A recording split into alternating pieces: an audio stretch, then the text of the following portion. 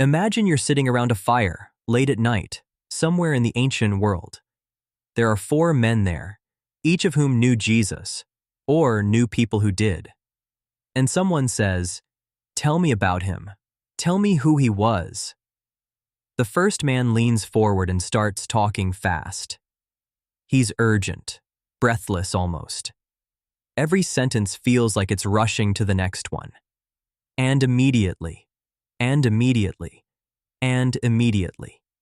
He wants you to feel the momentum of it, the miracles, the movement, the sheer unstoppable force of this man Jesus moving through Galilee. He paints with broad brush strokes, bold colors. He wants you to follow. The second man is more careful, more organized. He's clearly thought about this a long time. He lays things out in a structure, almost like a teacher would. He talks about Jesus fulfilling things, ancient promises, old prophecies. He's writing for a community that knows the scriptures, and he wants them to see the through line. The third man. He's different from the first two. He has a heart for the people no one else is writing about. The poor, the women, the outsiders, the ones everyone else overlooked. His stories have a warmth to them, a tenderness. He weeps with people. He notices them. And then there's the fourth man. He's been quiet this whole time. He's older now. He's had decades to sit with everything he saw and heard. And when he finally speaks, he doesn't start with a birth. He doesn't start with a baptism. He doesn't start with history at all. He starts at the beginning of everything. In the beginning was the Word, and the Word was with God, and the Word was God. That's the Gospel of John. And from that first sentence, you already know, this is not like the other three. The synoptic world. To understand what makes John so different, we have to first understand what the other three Gospels share. Matthew, Mark, and Luke are called the synoptic Gospels. That word synoptic comes from a Greek phrase meaning seen together, and scholars use it precisely because these three can be laid side by side and compared. They overlap. They borrow from each other. They tell many of the same stories, sometimes in nearly identical language. They share a common skeleton.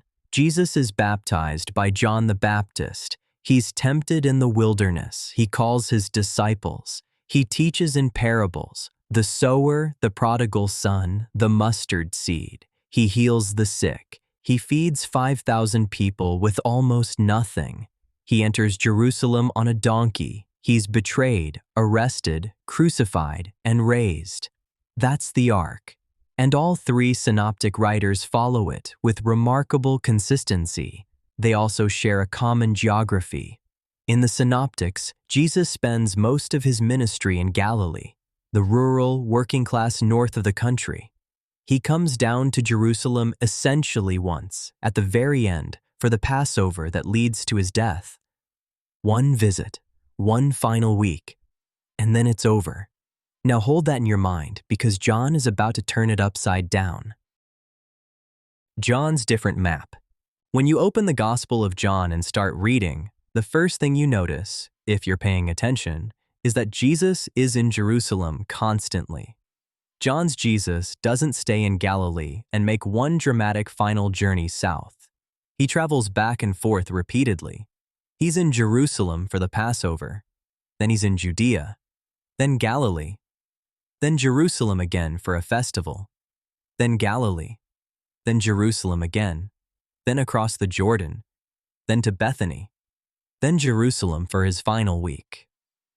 Scholars have counted at least 3, possibly 4, distinct Passover celebrations in John's Gospel. That means the ministry John describes spans at least 3 years. The synoptics, taken on their own, could be read as a ministry of only 1 year, maybe less. This isn't a small discrepancy. This is a fundamentally different picture of what Jesus' life looked like. And it raises a question that has fascinated historians and theologians for 2,000 years. Which is historically accurate? Did Jesus visit Jerusalem once or many times? Was his ministry 1 year or 3? Most historians, when they try to reconstruct a timeline, actually lean on John for the duration.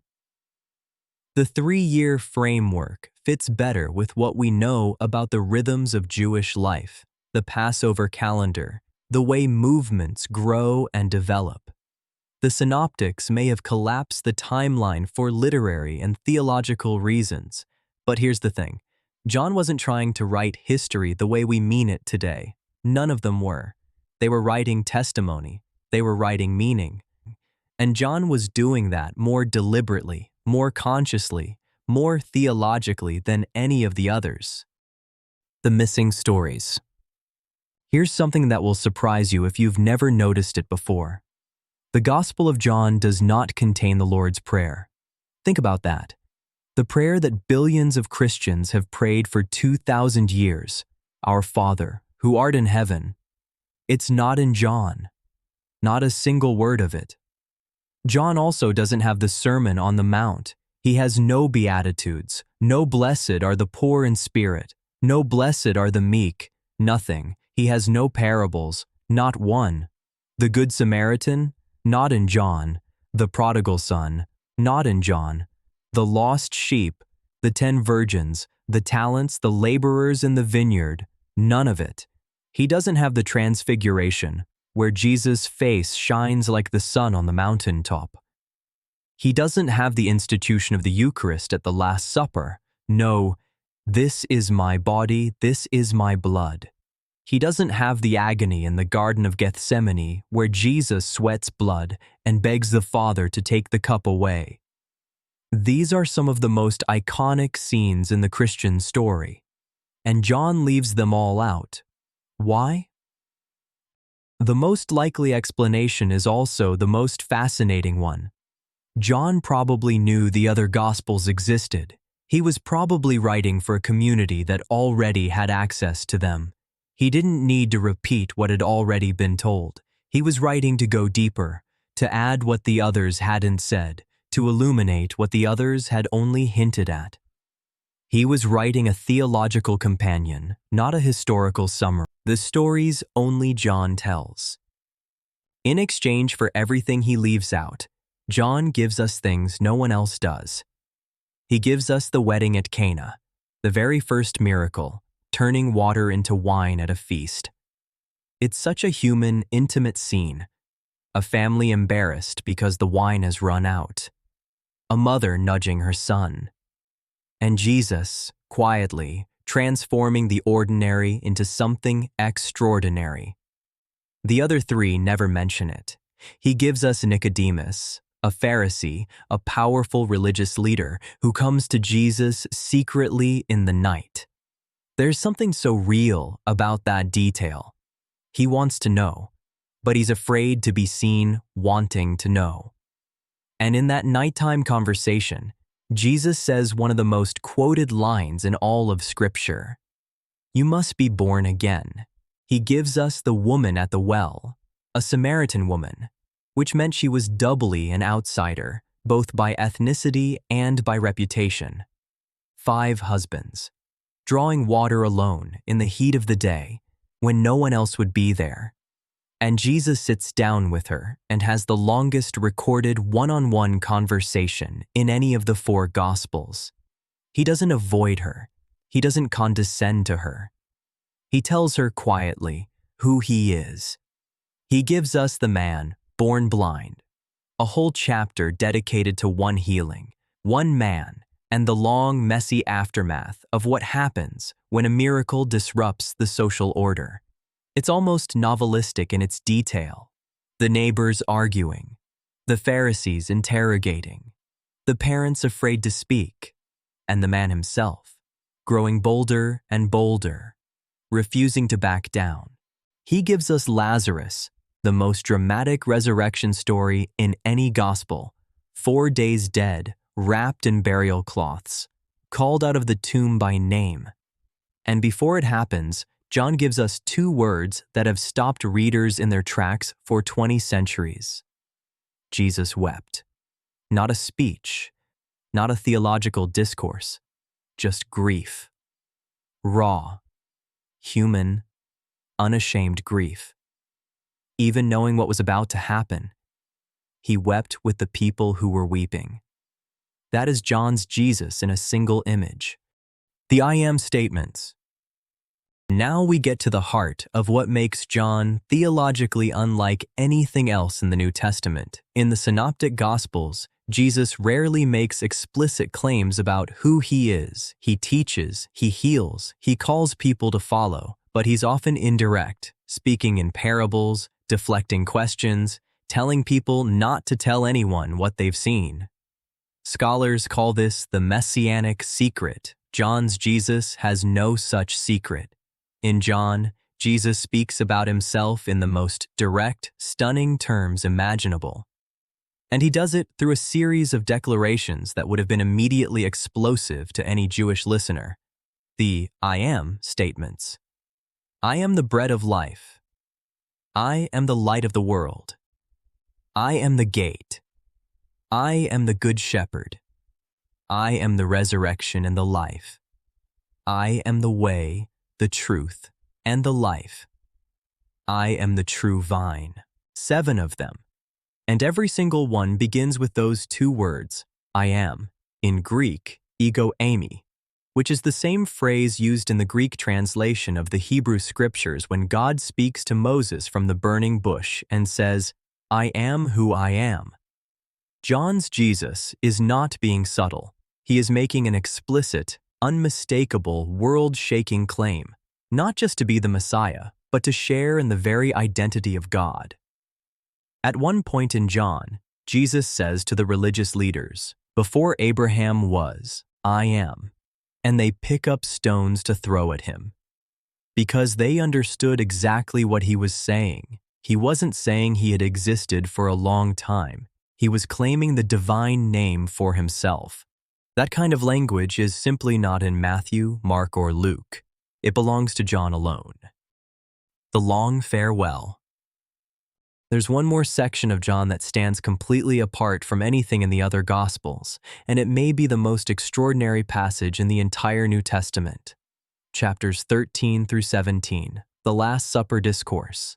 In the other Gospels, the Last Supper is relatively brief. Jesus shares the bread and the cup. There's some tension about who will betray him. They sing a hymn and leave for the garden.